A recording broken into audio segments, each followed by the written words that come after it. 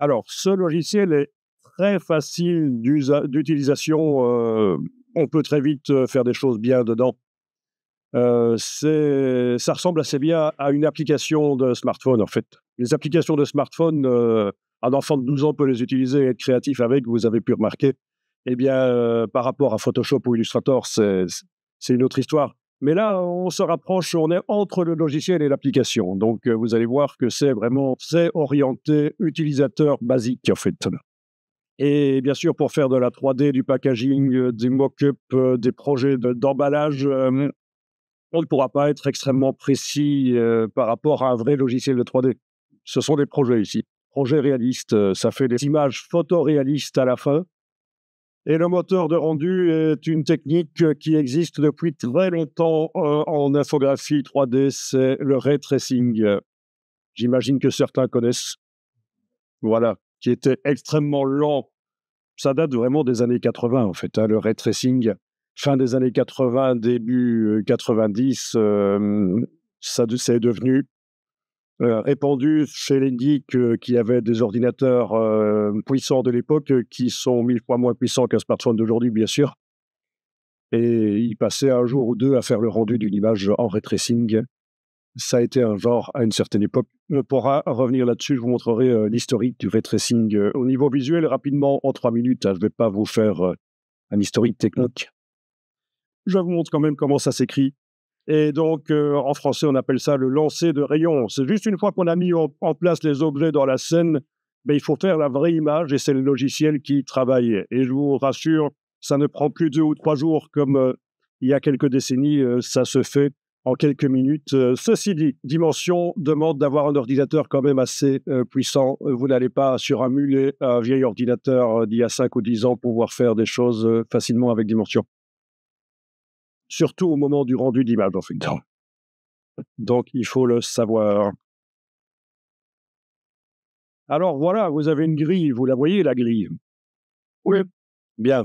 Vous avez le panneau à droite scène. Dans la scène, actuellement, il y a l'environnement et la caméra. Vous avez en bas à droite la possibilité de désactiver la grille ou pas, voilà. Bon, on va la laisser afficher. Vous avez la possibilité de choisir la couleur de la grille, on va la laisser foncer comme ça, mais dans certaines scènes où l'image d'arrière-plan qu'on va utiliser est foncée, vous aurez intérêt à voir la grille en la mettant en plus clair, évidemment. Donc c'est là que ça va se passer. C'est ici que vous pourriez, dans le panneau propriété, après coup, après avoir créé le document, encore modifier la précision du document, s'il le fallait. Bon, quoi qu'il en soit, quel est l'outil activé actuellement? L'outil de déplacement. Il y a plusieurs outils de déplacement, on y reviendra plus tard, mais c'est l'outil de déplacement, c'est la flèche. Bien, si on essaye de bouger, ça ne change rien. Vous avez d'autres outils pour modifier la position de la caméra. Donc, la position de la caméra avec l'outil orbite, en fait. Donc, essayez, testez. Voilà. C'est le même outil. L'outil panoramique, c'est le suivant.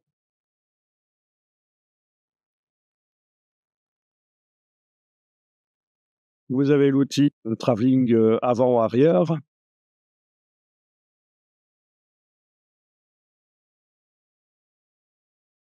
Bon, vous avez donc manipulé plusieurs fois la scène avec des outils pour déplacer la caméra, en fait. Et on va revenir en arrière avec ici l'annulation caméra. Donc, vous avez un historique de caméra, en fait, hein. Voilà. Dès que vous revenez en arrière, vous avez la possibilité, bien sûr, de réappliquer le déplacement de caméra avec l'autre icône qui devient active, logique. Voilà. Vous allez pouvoir comme ça revenir plusieurs fois en arrière et on est revenu à notre scène avec le positionnement de caméra basique. On va aller dans les ressources. J'imagine que vous y êtes déjà. Ressources pour démarrer. Bon, vous avez accès aussi à des bibliothèques, bibliothèques communes à tous les logiciels Adobe. Vous pourriez retrouver des images dans la bibliothèque. Si vous êtes sur votre propre ordinateur, il est possible que dans la bibliothèque là, d'ailleurs, vous ayez des images à vous, éventuellement. Mais on ne va pas utiliser la bibliothèque parce que ça pose des problèmes. Notamment quand on amène des graphiques vectoriels sur des objets 3D dans Dimension. Si ça vient de la bibliothèque, ça s'applique en tant qu'image PNG et non pas en tant que vecteur. Donc, on ne va pas utiliser la bibliothèque pour ça. Et quand on voudra mettre des graphiques vectoriels sur des objets 3D, on va importer l'image vectorielle plutôt que d'aller la chercher dans la bibliothèque. Donc, ici, c'est très basique. On va aller dans les ressources pour démarrer. Alors, ressources pour démarrer, vous avez plein de choses. Vous avez les formes de base. Vous avez les matériaux. Alors, les matériaux, c'est très intéressant. Il y a deux sortes de matériaux. Il y a les matériaux standards et puis il y a les matières substances. Alors, je ne sais pas si vous savez ce que c'est substance. Ça a été racheté par Adobe il n'y a pas très longtemps. C'était très utilisé dans le jeu vidéo, dans la 3D. Il existe sur smartphone une application qui s'appelle Adobe Capture, avec laquelle vous pouvez créer vos propres matériaux substances. Donc, ce sont des matières vraiment très, très avancées au niveau du réalisme. On ne va pas les utiliser dans un premier temps parce que c'est un compte à part, ça ne fait pas partie de la Creative Cloud Adobe, en fait. Et, il faut louer ça en plus, et c'est 55 € mensuels. Les matériaux, c'est la deuxième icône. Les éclairages, la troisième icône. Et quatrième icône, vous avez, et c'est ça qui nous intéresse maintenant, les images de fond. On va utiliser une des images de fond qui est proposée là, en fait. Bon, voyons un peu. Vous pouvez tester les images de fond. Cliquez sur l'une ou l'autre. Donc, vous voyez la grille qui se superpose à l'image que vous avez choisie. Donc, c'est ça l'idée. C'est qu'on va faire des objets du packaging qui va être dans un environnement, mais l'environnement, c'est faux. C'est une photo. Plutôt que de se casser la tête à essayer de recréer un environnement réaliste à l'arrière de la scène 3D, on utilise une photo. Une photo ou une scène 3D qui a été faite avec un logiciel plus complexe. Mais donc, c'est ça l'idée ici, c'est que l'arrière-plan dans ce qu'on va faire ici sera une image, en fait, une photo. Ce ne sera pas de la 3D. Alors, il se trouve que pour que l'éclairage des objets qu'on va mettre là soit réaliste, ce qui va servir à éclairer les objets, c'est l'image elle-même. Donc, elle est à deux endroits, l'image. Elle est à l'arrière-plan, on la voit, mais elle sert aussi de global illumination, d'environnement, image pour éclairer les objets. Donc ça, c'est quelque chose qui est fort utilisé pour amener du réalisme dans les scènes 3D. C'est plutôt que d'éclairer uniquement avec des éclairages virtuels, on se sert de l'image d'un environnement pour éclairer la scène. Alors ici, ça va être très basique, c'est-à-dire que l'image plate là qui est à l'arrière va être sphérisée pour éclairer la scène.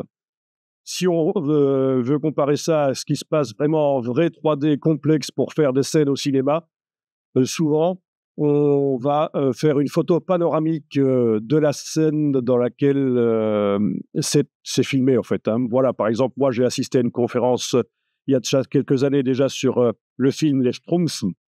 Et donc, pour que l'intégration des personnages 3D Schtroumpfs soit vraiment très bonne dans l'environnement réel qui était filmé, puisque c'était un mélange d'images de synthèse et de personnages réels, si vous voyez un peu les Schtroumpfs.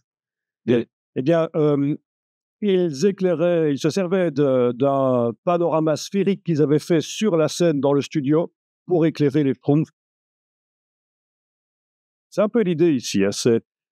Alors, voyons un peu ça. Alors, si vous cliquez sur environnement, là, dans le panneau scène, vous voyez luminosité de l'environnement. Voilà, vous pouvez cliquer dessus. Qu'est-ce que vous voyez ici comme image? Logiquement, ça devrait être la même image que le désert. Donc, bien vu, tu as fait glisser l'image du désert dessus, tout simplement, et ça marche. C'est ça, en fait, l'idée, oui. Vous revenez sur environnement ici, et vous allez cliquer sur adapter à l'image. Et ça va faire apparaître une boîte dans laquelle les trois choses ici sont cochées, vous les laissez cocher, vous cliquez sur OK. C'est donc la boîte adaptée à l'image et regardez ce qui va arriver à la grille, elle devrait s'adapter donc et correspondre vraiment à la perspective. Vous confirmez? Parfait. Alors voilà, vous allez sur l'icône de la caméra avec la petite étoile là. signer l'appareil photo, vous allez cliquer sur le petit signe plus, évidemment, et vous enregistrez ça, et on va appeler ça vue de face, pas vie idiot, vue de face, vie de face, ça, ce serait un bon titre de livre, ça. Voilà, et pour fermer la boîte, tout simplement, recliquer sur l'icône du signer, la caméra avec l'étoile là, voilà. Donc ça a été enregistré, ça veut dire qu'on pourra y revenir très rapidement. Voilà, et il faut savoir que quand vous enregistrez comme ça des vues de caméra dans ce panneau-là, après, dans le panneau rendu, oui, parce que vous avez peut-être remarqué qu'il y a 2 onglets, en fait, hein. Il y a l'onglet conception là au-dessus, il y a l'onglet rendu. Vous retrouverez dans l'onglet rendu, vous retrouverez ce que vous avez enregistré, en fait, les signets que vous avez enregistrés. Donc là, on est bien dans le panneau conception pour l'instant. Et en fait, il y a un rendu intermédiaire, vous allez voir. Parce que le rendu ici, le panneau rendu, c'est vraiment pour faire l'image finale et ça prend quelques minutes, voire quelques dizaines de minutes pour créer l'image précise. Mais vous allez voir que notamment pour voir apparaître vraiment le détail, la transparence des bouteilles, des matières, il faudra faire un rendu intermédiaire. Alors voilà, on va aller chercher les objets. Vous allez dans la partie donc ressources pour démarrer, dans la partie modèle. Alors qu'est-ce que je vais utiliser ici? Bien, on pourrait aller chercher une bouteille carrée. Donc on la déplace sur la scène où on clique simplement. Mais si on clique, elle arrive au centre de la scène. Et si vous cliquez plusieurs fois sur la bouteille, elles vont être au même endroit. Vous allez croire qu'il n'y en a qu'une seule, mais en réalité, il y en aura plusieurs. Donc c'est ça l'idée, de pouvoir aussi déplacer vers la scène pour mettre un autre endroit qu'au centre. Mais là, il n'y a encore rien, donc je clique. Et voilà, vous avez la bouteille qui est là. Vous voyez le point ici au centre? Vous pouvez le prendre et le bouger. Voilà, vous êtes en train de bouger la bouteille vraiment dans la scène. Et donc, elle est collée au sol, hein. On ne peut pas la détacher du sol avec cette petite boule, parce que c'est la boule de contact avec le sol. Ou avec n'importe quelle autre surface, puisqu'on peut mettre une bouteille sur une boîte ou des choses comme ça. Vous allez voir. Bien, alors recliquez à nouveau sur la bouteille et vous voyez qu'elle arrive au centre. Donc, d'où l'intérêt d'avoir bougé la première. Vous en avez une deuxième là? On est d'accord?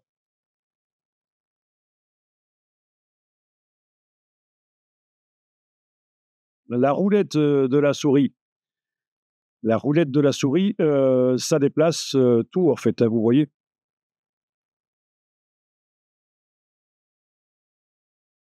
Quand vous cliquez sur l'une ou l'autre, c'est la totalité de la bouteille qui se sélectionne. Et en réalité, si on va voir ici, dans le panneau scène, vous voyez que l'objet est composé de 3 choses. Voilà, si je clique sur l'une ou l'autre, je vois qu'il y a le bouchon, la bouteille et la bague de sécurité. Donc il y a 3 objets qui sont groupés en fait dans un folder déjà. Si vous gardez le bouton, la souris enfoncée sur la flèche, l'outil-flèche, vous voyez qu'ici, sélection groupée est cochée. Donc, d'office, quand on clique, ça sélectionne le groupe. Donc, si vous double-cliquez, vous arrivez à sélectionner une des parties de la bouteille. Vous arrivez à sélectionner soit le bouchon, soit la bouteille. Bon, ben, on va déjà tester de mettre 2 matières différentes là-dessus. Sélectionnez la partie, la bouteille, pas le bouchon. Une des 2 bouteilles, pas le bouchon. Et on va mettre une matière dessus. Donc, vous allez dans la partie matière, dans matériaux standards Adobe. Ah, ça serait intéressant de choisir vert, par exemple.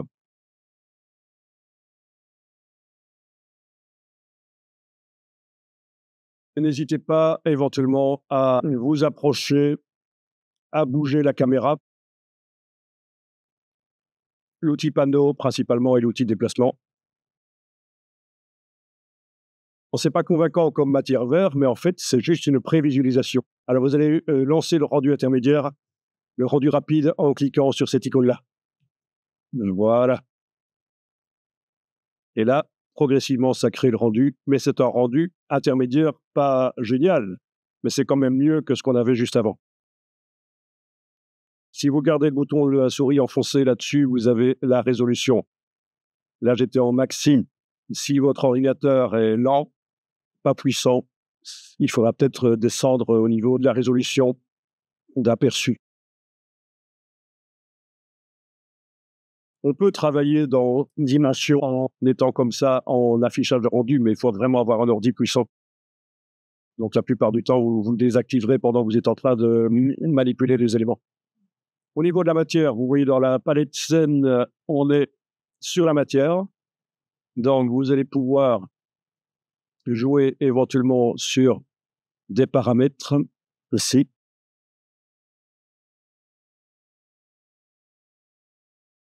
J'ai réappliqué la matière vert en allant la rechercher dans le panneau. Comme ça, j'ai tout remis à zéro.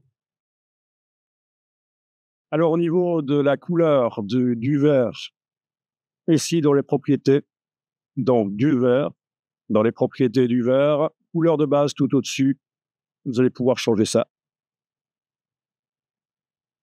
Je vous laisse choisir la couleur que vous voulez.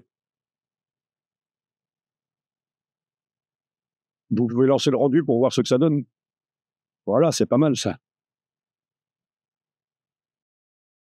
La pipette, on va l'utiliser parce qu'on va copier la matière de la bouteille de gauche pour la mettre sur la bouteille de droite. On a personnalisé la matière là avec une couleur spéciale. Donc c'est pas la matière de base. Si on veut exactement la même bouteille à côté, il va falloir pipeter. Si vous gardez votre doigt souris enfoncé sur la pipette là, vous avez type d'échantillon, soit c'est la couleur qu'on voit sur l'écran, soit c'est la matière. Bon, on va garder matériau, il est déjà enclenché. Le mode, ça va être en mode échantillonnage. Et comme on vous l'indique, l'icône, je ne sais pas si vous voyez l'icône, c'est option, c'est ça. Parce que voilà, c'est un chemin avec une option de changer de chemin. Je ne sais pas si vous aviez vu ce que ça représente, mais c'est un embranchement comme si vous étiez sur un chemin et oui, voilà, il y a possibilité de changer. Et donc, la touche Alt permettra de changer le mode, mais ça, c'est comme dans les autres logiciels Adobe. Alors, vous allez, sur la scène, prélever la matière. Voilà. Il a fallu cliquer 2 fois, puis avec la touche Alt, je clique sur l'autre bouteille et l'autre bouteille a pris la matière exactement. Tous les mêmes paramètres. Double-cliquez sur la partie de la bouteille qui a la matière. Donc avec la flèche là, voilà, oui, la flèche, vous double-cliquez. Et vous arrivez dans le panneau scène au niveau du matériau, hein, puisque si vous ne double-cliquez pas, vous êtes au niveau des objets. Voilà, qu'est-ce qui se passe si vous modifiez la couleur de cette bouteille-là? Donc dans couleur de base, tester, je vais la faire dans ce rose-là, voilà, super. Vous remarquez que tous les objets qui utilisent cette matière sont modifiés, voilà. Donc, si vous voulez des bouteilles qui ont 2 couleurs différentes, maintenant, il va falloir casser le lien. Donc, vous allez faire ça comme ça, avec toute la flèche toujours, vous double-cliquez pour être au niveau de la matière. Voilà, là, vous avez l'icône et pour le lien. Dans le panneau action qui est juste en dessous, et je ne sais pas s'il est déployé chez vous, certainement. Voilà, donc en principe, si vous cliquez sur « On », maintenant, on va pouvoir changer la couleur d'une bouteille sans que l'autre ne change. Ça se voit qu'on soit en rendu ou pas.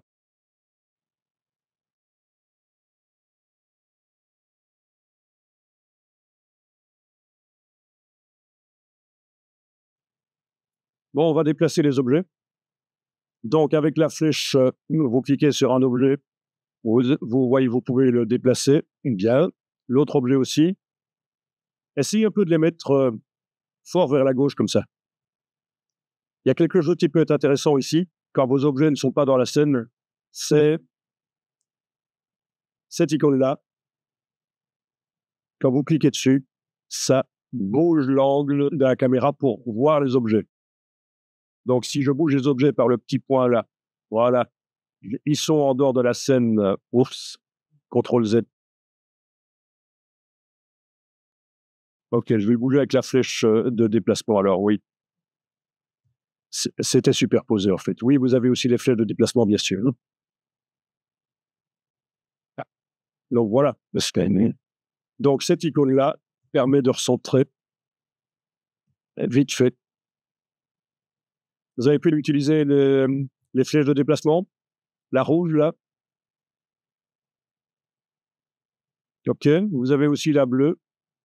C'est ça le problème, c'est quand le point blanc là, est superposé aux axes, on n'a pas toujours facile d'y accéder. Donc la bleue, c'est la profondeur Z. La verte, c'est la hauteur, c'est Y, la verticale. Et là, vous arrivez quand même à détacher la bouteille du sol. Hein. Alors, regardez quelque chose d'amusant, c'est que quand vous déplacez la bouteille avec le point central là, de magnétisme, voilà, ça colle au sol, oui. Mais si vous l'approchez de l'autre bouteille, elle va coller à l'autre bouteille. Hein. Donc ça, c'est ce qui va vous permettre éventuellement d'aller poser un objet sur un autre. Mais dans ce cas-ci, ça n'a aucun sens. Il faudrait que j'ai une boîte sur laquelle poser la bouteille. On peut peut-être aller chercher une boîte. On va faire ça. Dans les modèles de base, boîte cubique. Voilà. OK, vous avez votre boîte, vous arrivez à la déplacer. Et donc, on imagine que cette boîte, ça pourrait être l'emballage qui contient les deux bouteilles. Vous aviez même une boîte avec couvercle ouvert, mais là, j'ai pris la boîte toute simple. Bon, déjà, il faudra que les bouteilles, par rapport à la boîte, aient une dimension qui corresponde. Hein, parce que pour l'instant, clairement, elles sont trop grandes pour rentrer dans la boîte. Hein, mais ça, c'est une autre histoire. Alors, vous voyez ici dans le panneau propriété l'échelle. Vous voyez qu'on est en 1, 1, 1. Bien. Vous avez ici la chaîne de l'échelle. Vous pouvez l'enclencher. Et en vous mettant au-dessus de n'importe lequel de ces trois chiffres, horizontal, vertical ou profondeur, si vous cliquez et vous bougez, ça bouge forcément les trois ensemble. Donc, vous modifiez la dimension de la boîte en regardant ses proportions. Bon, vous pouvez casser la chaîne qui est là. Et donc, du coup, vous allez pouvoir éventuellement modifier les dimensions là, dans le panneau propriété, les modifier de manière indépendante. Donc, ce qui va être intéressant éventuellement, c'est d'aller tourner la boîte sur elle-même avec le cercle vert ici, pour qu'on la voit quand même de biais. Ce sera plus sympa. Voilà, et donc je peux régler un peu plus sérieusement la profondeur Z, du coup. Voire même faire la même profondeur Z que la X, pour que ce soit un carré. OK. N'oubliez pas que vous avez aussi la possibilité d'utiliser le CTRL Z, le CTRL majuscule Z quand vous faites des choses dans la scène, bien sûr, c'est l'historique. On a vu l'historique de la caméra au-dessus, mais vous avez aussi l'historique comme dans tous les logiciels Adobe, c'est-à-dire là, si je fais CTRL Z, commande Z sur le Mac, je vais en arrière, voilà. Si je fais CTRL majuscule Z, commande majuscule Z, je vais en avant.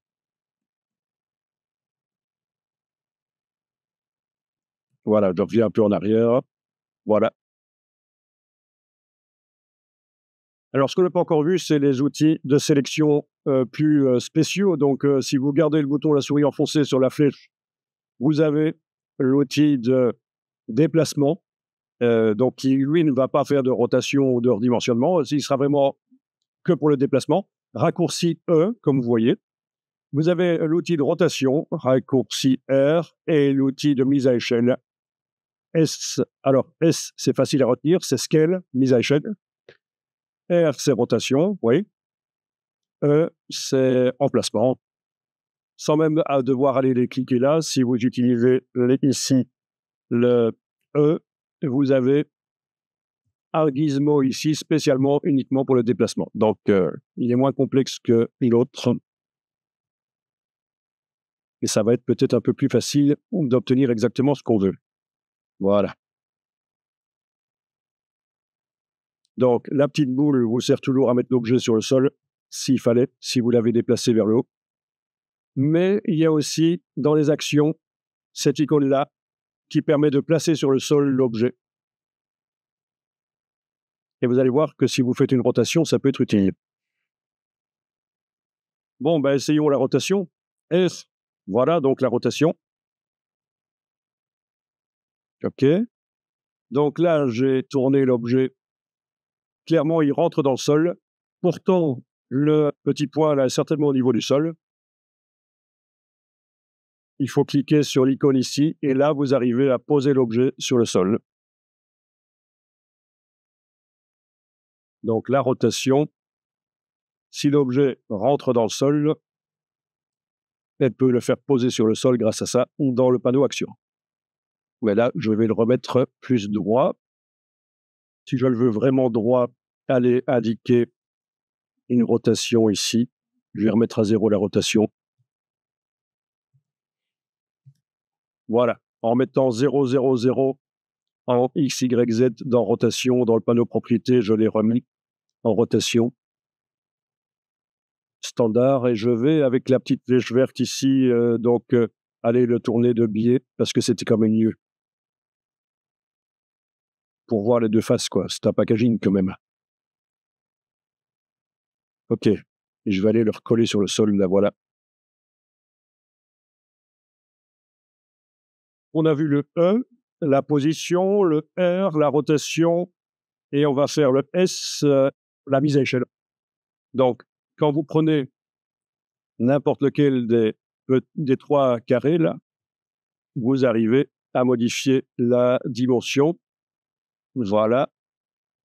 Vous avez les tiges, là, pour modifier 2 dimensions à la fois.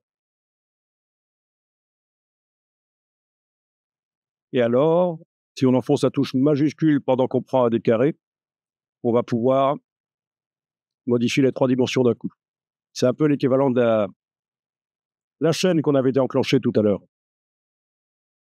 J'ai mon packaging qui va déborder par le haut, je réutilise la petite icône pour recentrer.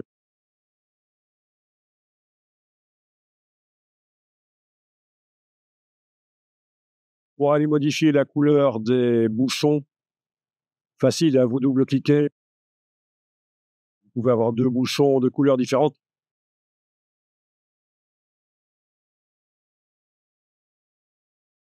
Voilà, donc celui-là est bleu, l'autre, je double-clique sur lui, je vais le mettre dans une autre couleur, je vais le mettre en jaune, voilà, OK.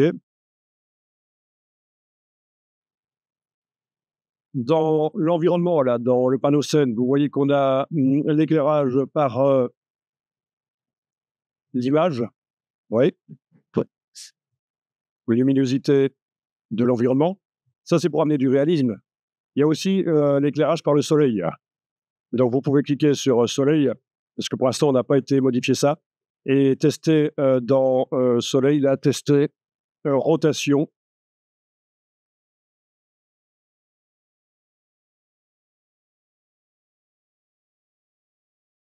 Est-ce que vous avez les ombres comme moi?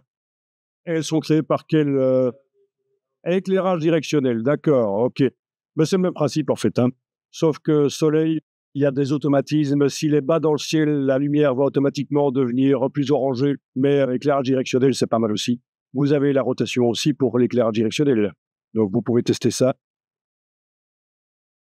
Vous avez 2 ombres, d'accord, mais je peux ajouter aussi un éclairage directionnel, un éclairage circulaire.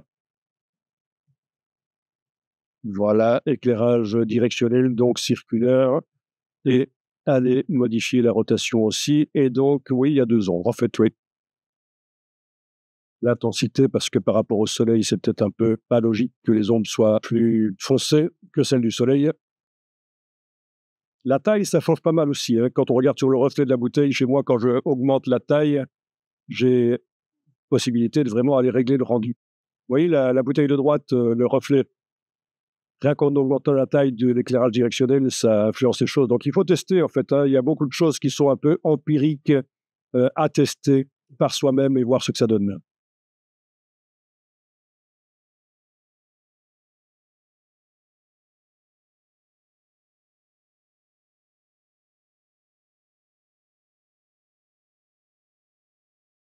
Le reflet sur le sol, même si pour l'image qu'on a utilisée ici comme environnement, c'est un peu foireux parce que c'est du sable, mais imaginons, on veut quand même du reflet sur le sol, donc je vais dans environnement ici, Et vous devriez avoir en bas opacité du reflet. Dans plan au sol, opacité du reflet, vous augmentez et vous admirez le résultat. Là, j'ai mis à 47% et on ne voit rien. Parce qu'en fait, il faut faire le rendu. Il faut cliquer sur l'icône là au-dessus pour le voir. Parce que ça demande un calcul. Voilà, et en principe, là, vous voyez apparaître le reflet. On a même la projection du verre de la bouteille de gauche chez moi qui va sur le carton qui est derrière.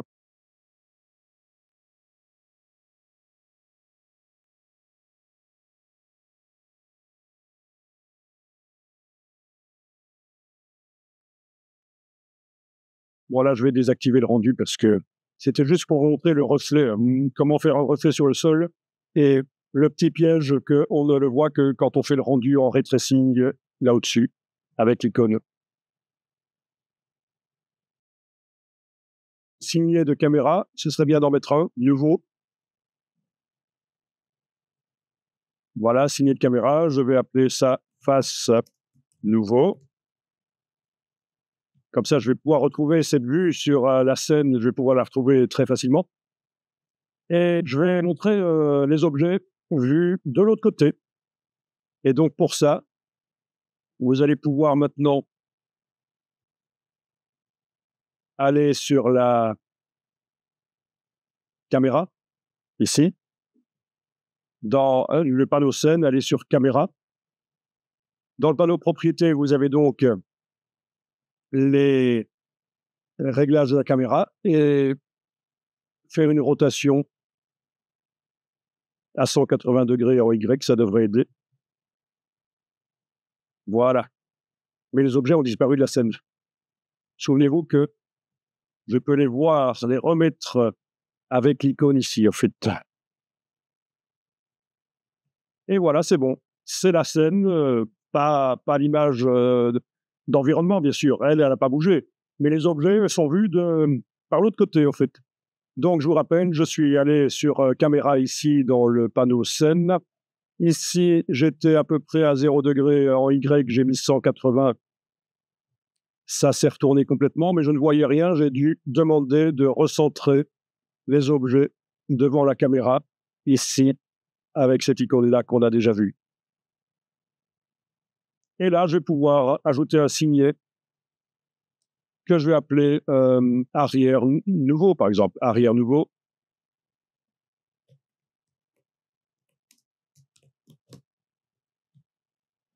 OK. Et donc, j'ai deux faces. Ça, c'est la vue de face du départ, mais elle ne nous intéresse plus vraiment parce qu'on a redimensionné les objets, etc. On a bougé la caméra. Donc, face nouveau, arrière nouveau. Je sélectionne la boîte et au niveau du matériau, je vais aller mettre quelque chose de brillant. Je vais essayer le métal éventuellement. Voilà, boîte en métal. C'est pas mal. Si je lance le rendu, ce sera encore mieux.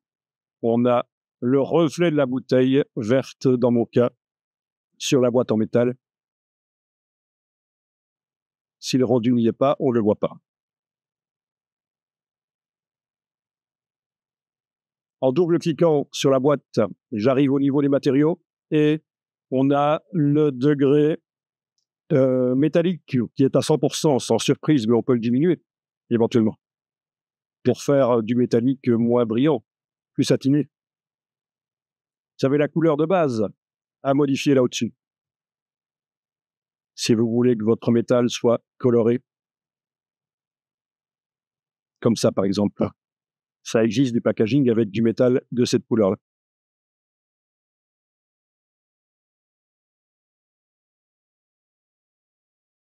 J'enregistre la scène.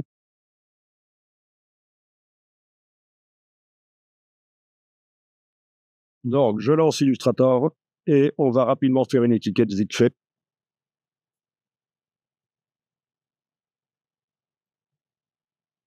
Donc, nouveau document. Pour l'impression, par exemple, format une lettre, pourquoi pas, pour commencer. Au niveau de la couleur, je vais faire mode colorimétrique, couleur RGB. dans les options avancées ici. Si vous avez déjà créé votre document, je vous rappelle que c'est dans menu fichier, mode colorimétrique du document, couleur RGB, pour pouvoir mettre des couleurs quand même vives dessus. Donc, fichier, mode colorimétrique du document, couleur RGB, c'est là que vous allez pouvoir changer les choses. Au niveau de l'étiquette, allons-y. On va éventuellement prendre un rectangle, ouais. Et s'il fallait une étiquette d'une dimension ou d'une proportion très particulière, vous savez qu'il faudrait cliquer avec l'outil pour pouvoir taper exactement ce qu'on voulait, hein. Je vais mettre ici 60 de largeur, 60 mm et 80 mm en hauteur. On va voir ce que ça va donner. OK. La couleur de l'étiquette, ici, je ne vais pas mettre de contour et je vais mettre une couleur, hein. Je vais aller chercher dans le nuancier éventuellement.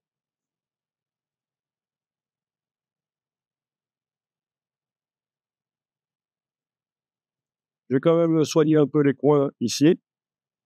Je vais aller mettre un effet spécial d'arrondi. Effet spécial arrondi. OK.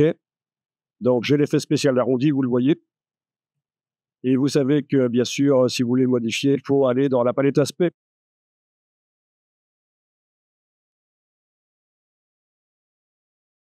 L'objet est sélectionné, je clique sur le mot arrondi. Voilà. OK.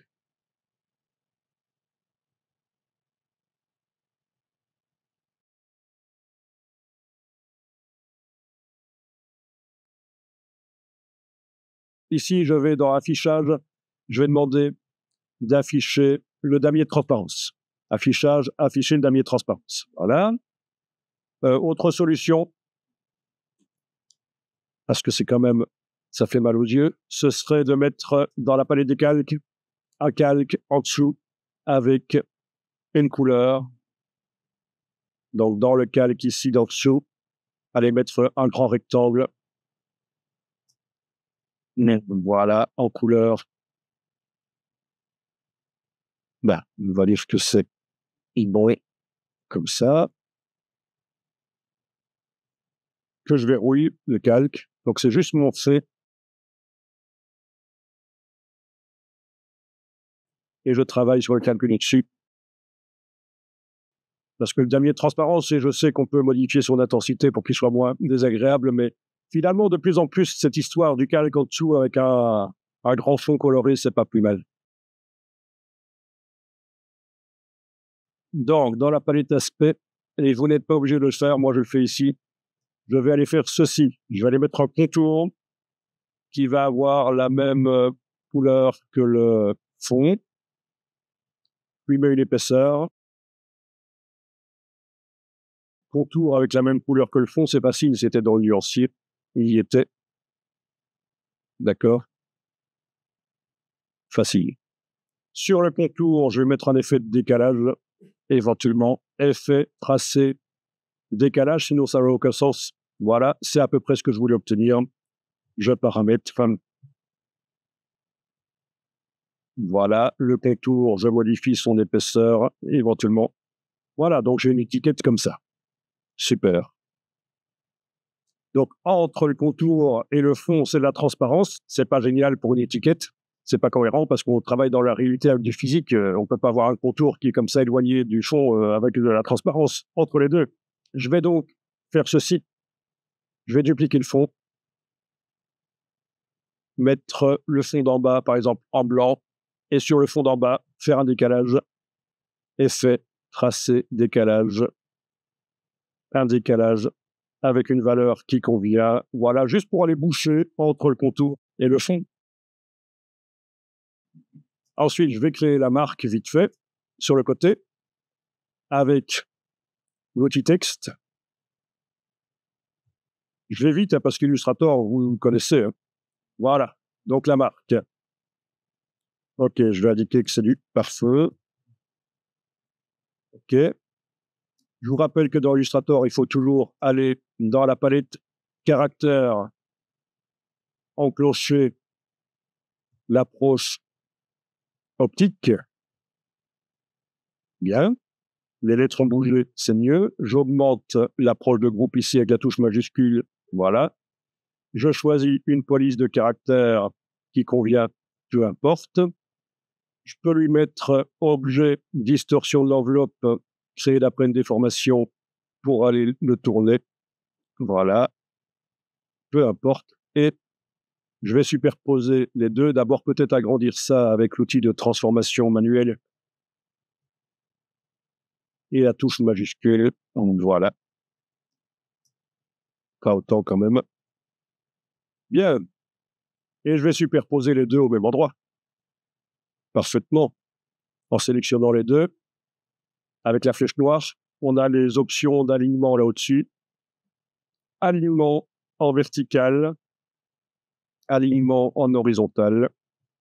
Et voilà. On va dire que dans un premier temps, c'est bien. Après, bien sûr, vous allez faire des choses plus sérieuses quand vous serez dans les exercices d'application. Et je vais enregistrer ça dans le dossier d'aujourd'hui.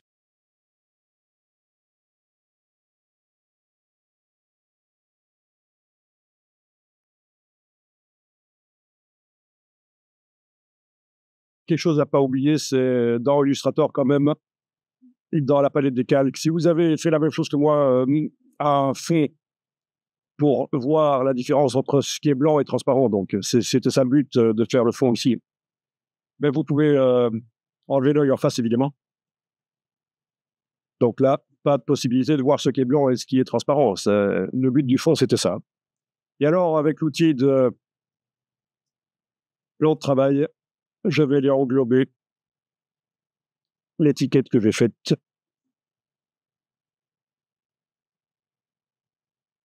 Et voilà.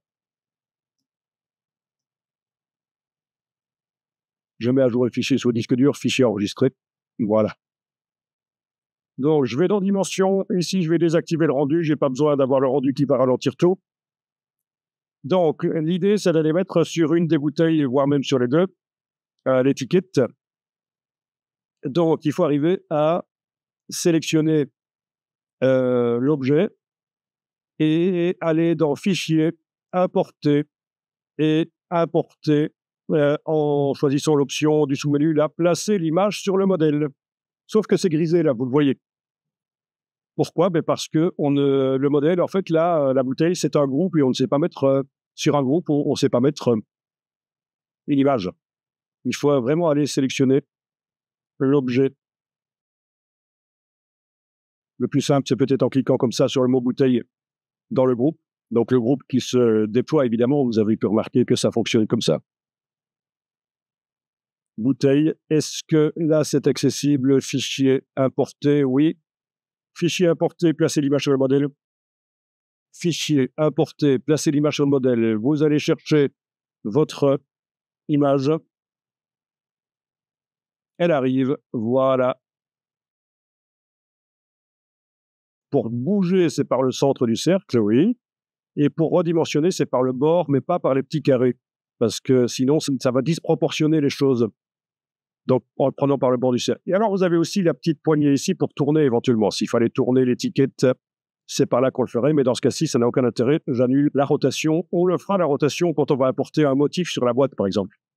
Oui, un motif sur la boîte, ce sera intéressant. Donc, allez-y, redimensionner et repositionner. Elle peut déborder, elle peut envelopper éventuellement, même comme on voit des films enveloppants, thermoformés. Pour voir ce que ça donne, vous avez l'orbite de la caméra qui va vous permettre de tourner, d'aller voir ce que ça donne. C'est moche ici, mais bon, c'est juste pour montrer comment ça fonctionne.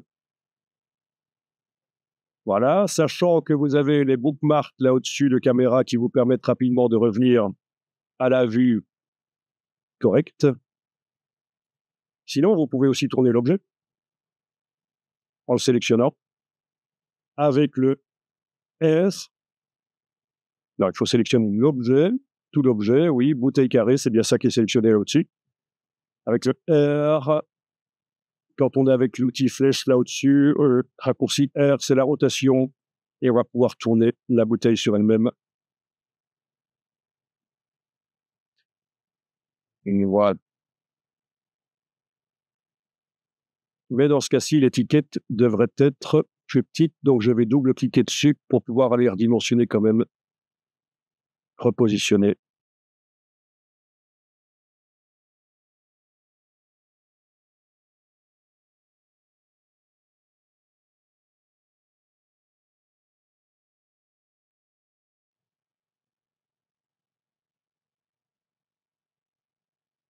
Alors l'étiquette, on va peut-être lui donner un aspect métallique.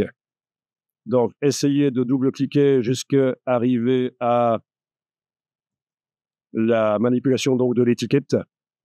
Et dans les propriétés, vous avez l'aspect métallique. Vous allez pouvoir augmenter. Et ça se verra vraiment lorsque vous allez enclencher l'aperçu avec la petite icône d'aperçu rapide là au-dessus. Voilà, exactement ce que je voulais. C'est-à-dire que dans l'étiquette, vu que j'ai augmenté l'aspect métallique, j'ai le reflet de la bouteille rose de droite.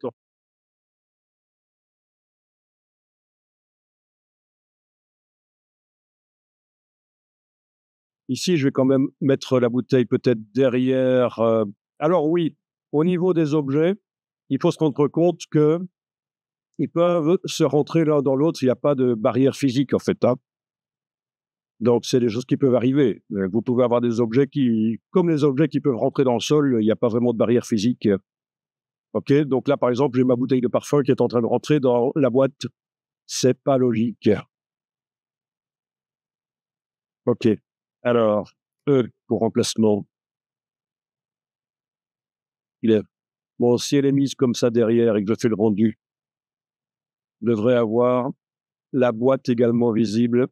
Mais peut-être qu'il faudrait que je la pousse un peu vers le fond là.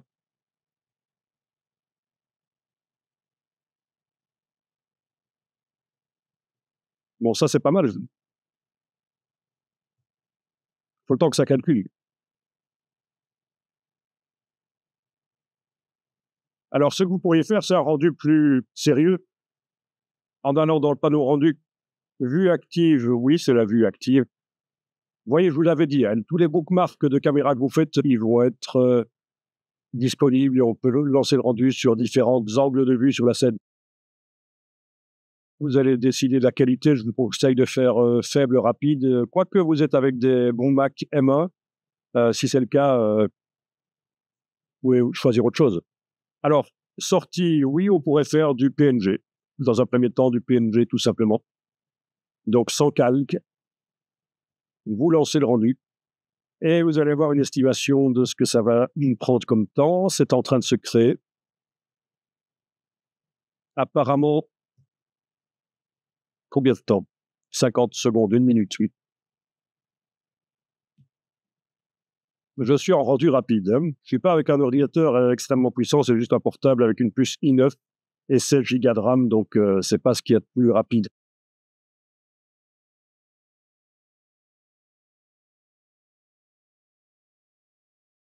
Donc une fois que vous avez fait votre rendu adapté à l'écran, là dans le panneau rendu pour le voir en plus grand, voilà. Je vous rappelle qu'ici j'ai fait un rendu rapide, donc c'est normal qu'il y ait du grain et que ce soit pas génial, mais un rendu plus précis aurait été évidemment plus lisse. Ouais, une bonne carte graphique, voire même une carte graphique externe sur des portables. Maintenant, on peut ajouter une carte graphique externe.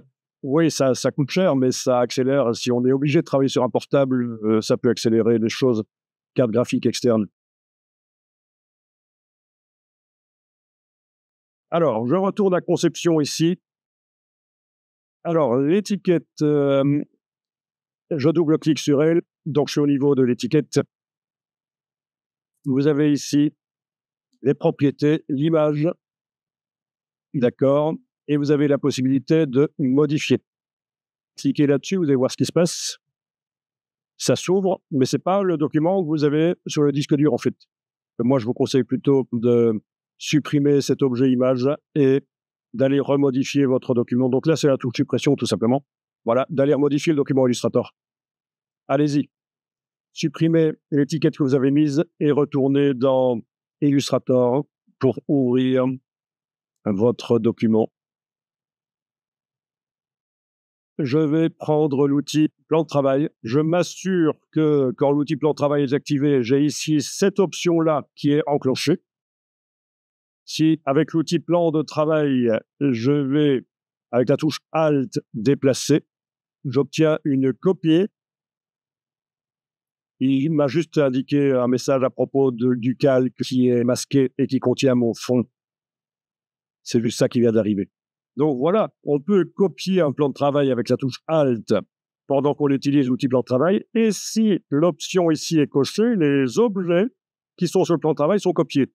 Très intéressant cette fonction quand on met au point des interfaces de site web dans Illustrator. Ça vous permet de copier les plans de travail avec l'interface qui se copie et d'aller faire des modifications sur chacun des plans de travail.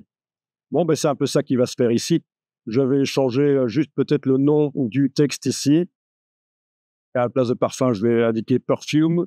Comment faire? Ah ben oui, c'est un texte à enveloppe. Du coup, il faut savoir comment ça fonctionne dans Illustrator. Donc, mon enveloppe est sélectionnée. Là au-dessus, j'ai modifié l'enveloppe ou modifié le contenu. Ce qui correspond aussi à objet, distorsion de l'enveloppe ou modifier le contenu. Voilà. Et là, avec l'outil texte, je vais pouvoir aller modifier le contenu. Et voilà. Je ne sais pas si vous saviez que ça fonctionne comme ça dans Illustrator. Quand on fait une distorsion par enveloppe, on peut aller modifier le contenu. Et ça marche aussi quand on fait une distorsion par enveloppe sur des objets. Changer la couleur du fond. Il faut que j'utilise la palette aspect. Hein. Ça demande de connaître Illustrator. J'ai juste fait des choses que vous n'êtes pas obligé de faire pour l'instant. J'ai juste mis deux types de parfums. Le parfum coconut. Et je vous rappelle que si vous avez une vraie coconut chez vous, il faut enlever la pelure avant de la manger. Et on va l'utiliser dans Dimensions. Et vous allez voir que les plans de travail on peut les choisir dans Dimensions. Sélectionnez la bouteille et principalement la partie bouteille de la bouteille carrée. Importer, fichier importé, placer l'image sur le modèle. Chercher étiquette bouteille 02, la positionner, la redimensionner, etc. Vu qu'il c'est un document Illustrator multiplan, vous allez pouvoir aller sur l'image ici, les propriétés, et vous avez plan de travail numéro 2. Voilà. Donc, je peux choisir lequel des deux plans de travail est sur le packaging. Alors, on pourrait se dire, mais ça sert à quoi? On aurait pu avoir deux fichiers séparés. Mais ça sert à ceci. Si maintenant, je prends toute la bouteille et avec la touche Alt, je la déplace, voilà. Je vais la tourner, oui. Je peux aller double-cliquer sur l'étiquette de cette bouteille-là et dire que c'est l'autre plan de travail. Donc, voilà comment vous allez pouvoir positionner l'étiquette. Un seul fichier Illustrator, vous le positionnez sur la bouteille, puis vous choisissez la variante.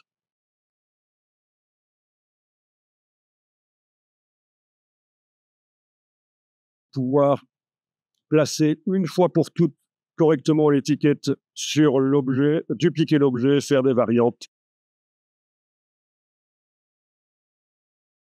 On fait un nouveau document pour faire un motif, vite fait. Ici, je vais rapidement faire des carrés, en fait. Mais bien sûr, si j'avais du temps, j'utiliserais des brushes, etc. pour faire quelque chose de plus sérieux.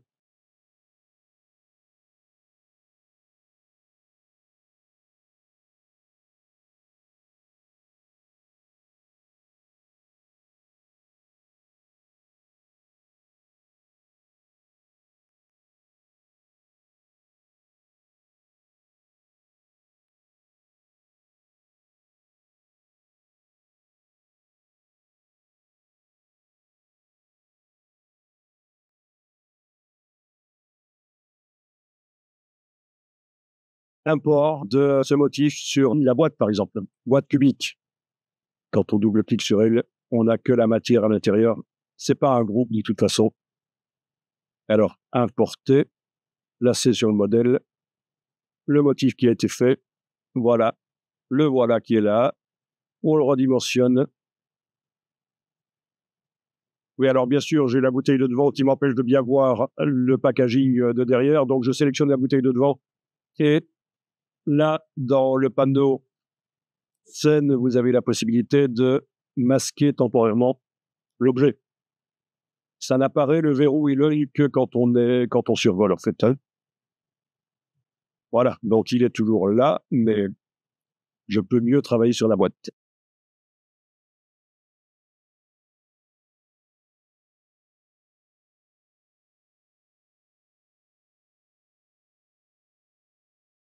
Sur le même objet, on peut mettre plusieurs textures, plusieurs graphismes. Là, je vais aller mettre la marque.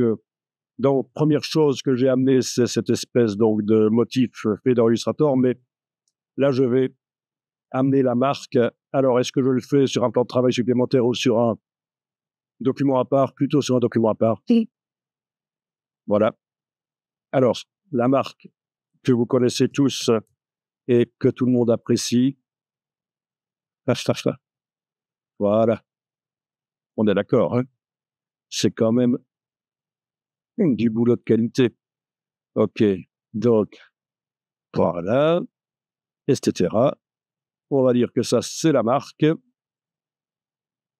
avec comme couleur.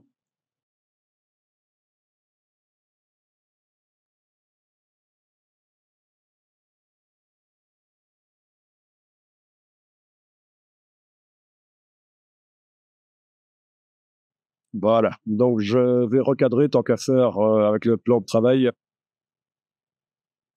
Voilà. Je vais enregistrer le document.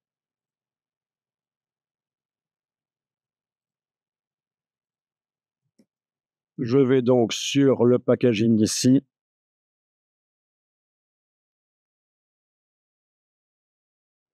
Voilà, elle est là. OK, on va la mettre là. Et on n'a pas eu le temps de voir grand-chose, en fait, hein. Bien que ce ne soit pas un logiciel complexe, il y a encore beaucoup à voir.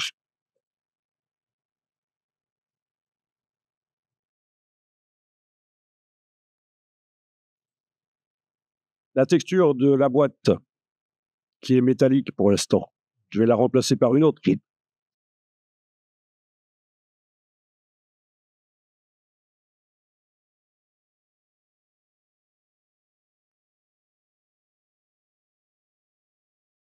Donc du bois, par exemple. OK. Quand vous utilisez un motif comme ça, qui n'est pas unique, qui a de la texture, j'ai utilisé du bois, de l'épicéa, je pense. Vous avez ici, dans les propriétés du motif, de la matière, vous avez l'échelle. L'échelle, oui, c'est le répété, en fait, oui. Dans le cas du motif, c'est répété. Donc, si on augmente la répétition, ça diminue l'échelle du motif, c'est logique.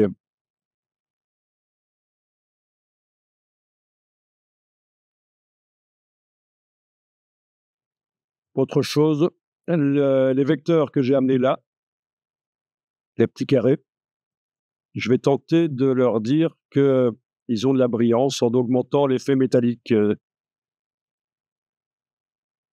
Bien, ça se voit.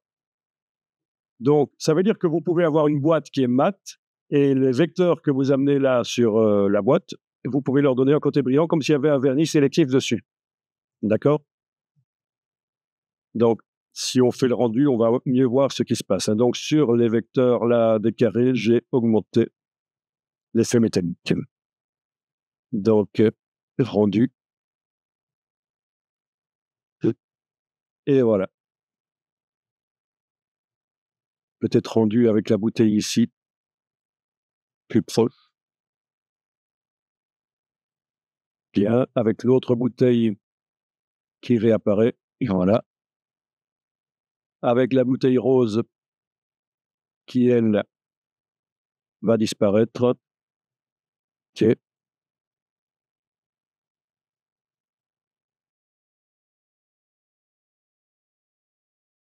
J'ai augmenté la définition.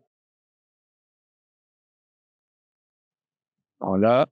J'ai augmenté la définition. Je clique sur l'icône là pour recentrer. Donc, je suis passé en 4 fois plus de pixels, 2048, et j'ai coché la chaîne ici d'abord. Et puis, avec le rendu, je vais rendre, comme ça, je vais précisément voir ce que ça donne. Et je vais faire un rendu au format Photoshop dans ce cas-ci.